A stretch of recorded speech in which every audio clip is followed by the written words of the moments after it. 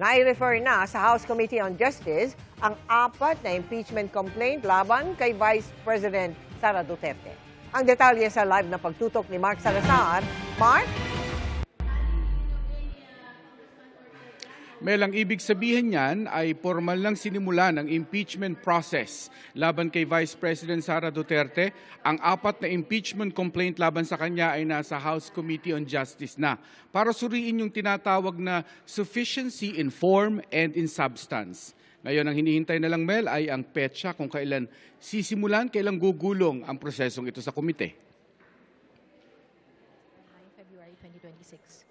Verified complaint for impeachment against Vice President Sara Z. Duterte filed by Attorney Nathaniel G. Cabrera and endorsed by Rep. Bienvenido M. Abante Jr. and Rep. Paolo Sa pagsambit ng mga salitang ito sa plenaryo ng Kamara kanina, 34 p.m. To the Committee on Justice, Majority Leader.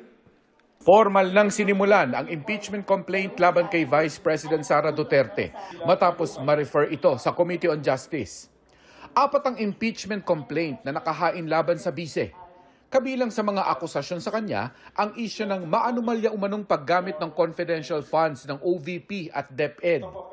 Umano'y panunuhol sa mga opisyal ng DepEd. Pagkontrata umano sa isang gunman para umano ipapatay ang Pangulo, First Lady at dating House Speaker. Hindi umano pagdeklara ng lahat ng kanyang mga ari-arian sa kanyang salin at pagsusulong ng political destabilization at sedition. Bago ang committee referral sa plenaryo, nagpatawag muna ng closed-door meeting kanina ang Committee on Rules para maisama sa order of business ngayong araw ang 4 na impeachment complaints laban kay VP Duterte. So hindi malayo na mag-start na rin ang Committee on Justice. It really depends on the committee chair, Representative Luistro, kung mag-start na baka Monday na. And you know that just like yung impeachment complaint against PBBM, ang una munang gagawin, ang una munang tatalakayin would be the determination of sufficiency in form and substance. Noong isang linggo pa inaasahan ang aksyon ng Kamara sa mga reklamo laban kay VP Duterte.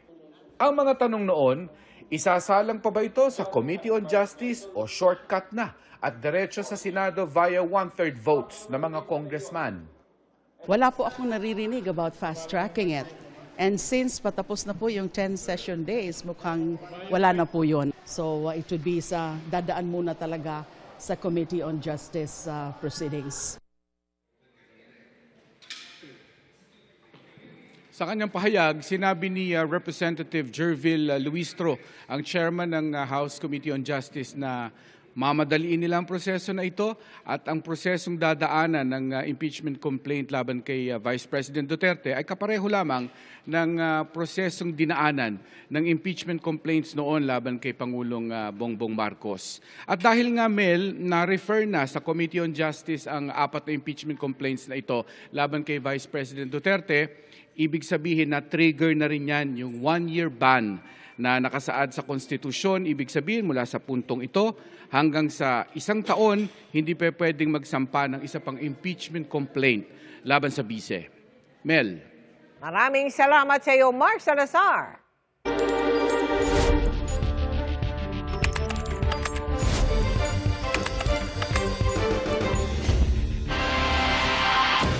Dito sa Pilipinas, sama-sama ring tinutukan ng mga kaanak ng mga biktima umano ng EJK ang confirmation of charges hearing ni dating Pangulong Rodrigo Duterte sa ICC. Kabilang sa mga nanood ng tiyuhin ni Kian de los Santos. Mula sa Maynila, nakatutok live si Jonathan Angal. Jonathan. Yes, Emil, mangyak-ngyak yung ilan sa mga kamag-anak ng sinasabing EJK o extrajudicial killing victims na sabay-sabay pong pinanonood ngayon yung pre-trial hearing sa ICC. Dito po yan sa Maynila. Ang ilan naman sa kanila, tahimik na nanood at sinisikap intindihin ang bawat salita sa confirmation of charges. Pero meron naman sila ritong kasamang abogado, meron ding journalist na nagpapaliwanag sa mga napag-usapan sa korte sa tuwing nagbe-break ito. Sabi ng ilan sa mga nakausap ko, nabuhayan sila ng pag-asa sa hustisya ngayong umuusad na ang kaso ni Duterte sa ICC. Nasa 6 na po ang bilang nila ngayon dito na nakasolve nagsusuot ng puting damit. Ang tawag sa kanilang grupo, Program Paghilom, na samahan ng mga kaanak ng EJK victims. Bukod dito sa Maynila, meron ding mga kaanak ng EJK victims sa Caloocan na sama-sama ring pinanonood ng pre-trial hearing ng ICC. Naroon nanonood ang tiyuhin ni Kian de los Santos. Dito sa Maynila, ramdam pa rin ang galit ng ilan kay dating Pangulong Duterte. Nakausap ko rito si Nanette Castillo, namatayan ng anak noong 2017 na binaril daw noon ng riding in tandem sa Tondo. Sabi niya hindi man nila nakita ngayon si Duterte sa pre-trial hearing. Nasasabik siya sa simula ng pagkamit nila ng hustisya. Narito ang kanilang mga pahayag. Very excited po kami, hindi lang ako, pati yung mga iba pa pong nanay na kasama ko ngayon. No? Matagal na namin hinihintay ito, sir, kasi ito na po yung sa tingin namin ay umpisa ng papunta sa hustisya po. Parang one day at a time, pero sa loob po ng 8 taon, 9 na taon na paghihintay namin, may naumpisahan na po. Masakit po yung ginawa sa amin ni Pangulong Duterte dahil binoto po namin siya. Dapat lang siyang makulong para pagdusahan niya, para makaganti naman kami sa kanya. Si Duterte, ang taong wala nang kinatatakutan, anak, sa dami ng pinapatay niya. Talagang magbabayad siya. Yun lang ang alam ko, na may Diyos talaga. Emil, sa mga oras ito, kung nakikita mo sa likod ko, nag-resume na ulit yung pre-trial hearing sa ICC at nakatutok na ulit yung mga kaanak ng EJK victims doon sa TV na pinakikinggan yung mga sinasabi doon. Nasaan natin yung pagdating dito ni Father Flavie Villanueva, yung president and founder nitong grupong Project Paghilom. Yung munang latest mula rito sa Maynila. Balik sa'yo, Emil. Maraming salamat, Jonathan Andal. Mismong mga taga-Pag-asa Island ang naggiit na bahagi ng Pilipinas ang kanilang lugar nang bisitahin sila ng isang senador at ng tagapagsalita ng Philippine Coast Guard. Hiling nila, mga dagdag pang infrastruktura. Nakatutok si Rafi Tima.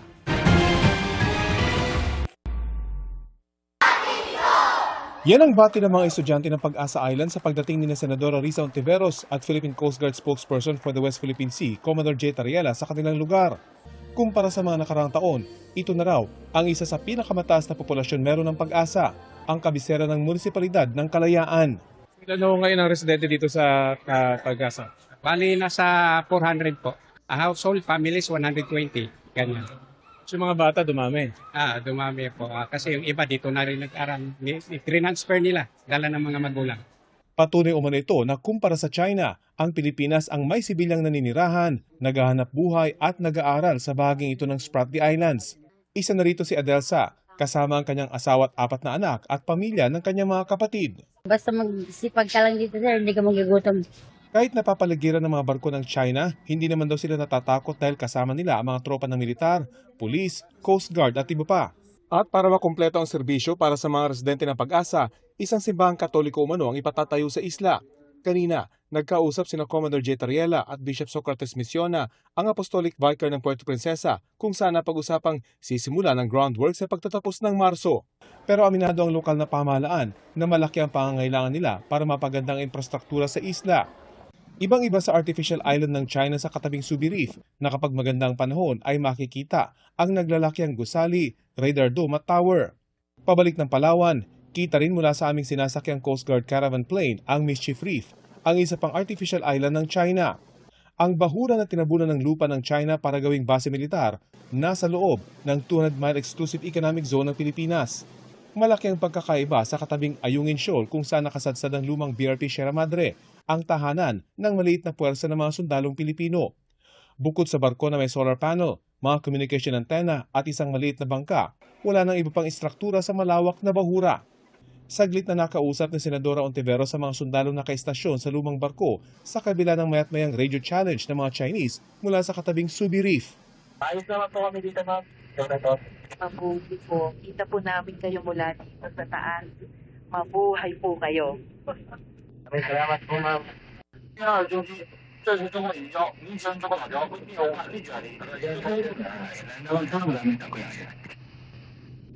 Rinig niyo yung party line.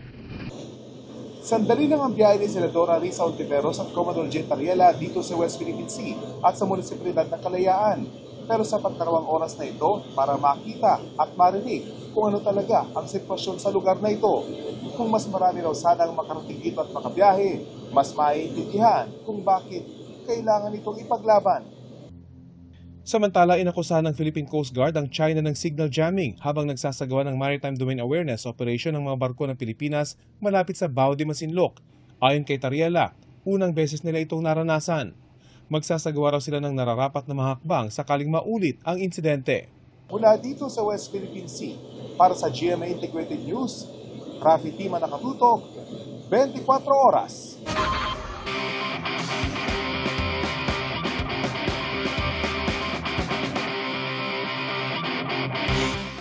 Mas pinalawak na kakayahan ng 3D printing ang bida ngayong gabi. Sa Sydney, Australia, isang spider-like robot ang dinevelop na kayang gumawa ng mga tahanan. Habang sa Italy, kaya na ring mag-3D print ng pagkain? Tara, let's change the game!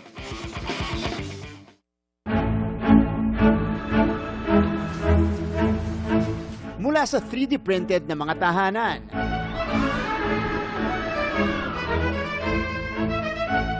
at mga gusali, 3D printing is leveling up again. Isang Sydney-based tech company ang gumamit ng kombinasyon ng 3D printing technology at robotics bilang game changer sa construction. Meet Charlotte, isang spider-like robot na kayang mag-3D print ng 200 square meter na bahay in under 24 hours. This technology is going to be a major shift for climate change. The most intractable area of climate environmental emissions is the construction sector. Gawa mula sa kombinasyon ng aluminum, carbon fiber at 3D printed plastic si Charlotte. Habang ang kanyang 6 na binti naman ay kayang tumaas up to 18 feet para makapag-print ng matataas sa estruktura. Mas sustainable dahil gumagamit ito ng bound earth method, kung saan pumupulot ito ng soil, sand at crushed rock sa paligid at binubuo gamit ang extruder. Bukod sa mas efficient at eco-friendly na pagbuo ng mga tahanan, makakatipid din. It will make construction really, really cheap. Like, we're talking about knocking zeros off the end. And it'll also make it carbon-free, and in some cases, carbon-negative. Tayo naman tayo sa Italy, kung saan hindi bahay, kundi pagkain ang kanilang pinag-aaralan ni Produce gamit ang 3D printer.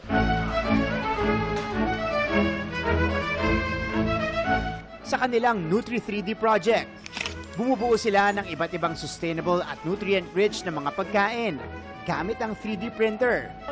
In a world where arable land is shrinking and climate change forces us to rethink food production, the goal is to keep making what we are used to eating.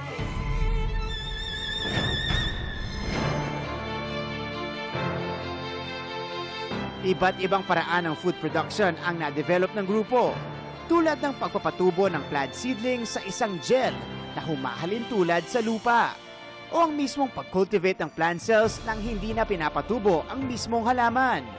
Saka ito huhubugin at ipiprint gamit ang 3D printing technology. Pwedeng magamit ang tech sa resource scarce settings tulad ng conflict zones, disaster areas, at maging sa space. There you have it mga kapuso, dalawang world-class innovations gamit ang 3D printing for a more sustainable future. Para sa GMA Integrated News, ako si Martin Naver, changing the game! Sa pagtama ng bagyong Basyang sa Iligan City, tila bumalik daw ang bangungot ng bagyong Sendong noong 2011. May mga nawalan pa nga ng tirahan. Kaya sa ikalawang bugso ng Operation Bayanihan, nagtungo tayo roon para maghatid ng karagdagang tulong. Binalikan din natin ang Kapuso Village at ang Kapuso School na ating ipinatayo noong 2012. Taong 2012, narating ko ang Barangay Mandulog sa Iligan City ng ating pinasinayaan ng Kapuso Village at Kapuso Classrooms para sa mga salanta ng Bagyong Sendong noong taong 2011. Ngunit sa pagkakupit ng Bagyong Basyang, nanumbalik ang takot ng mga residente sa Kapuso Village. Tumaas ang tubig kasi ang creek umapaw. mga kasamahan namin rito kasi yung natroma kasi ito sa Sindong noon. Si Saada agad na nag-evacuate sa Kapuso classrooms para masiguro ang kaligtasan ng kanyang ina. Maraming salamat sa Kapuso dahil nagbigay sila ng building na school at yung mga tao mag-evacuate. Hindi akalain ni Junrey na tatangayin ng baha ang kanilang bahay dahil bago lang ang itinayong flood control project sa kanilang barangay. Akala namin safe na kami dito kasi may flood control na.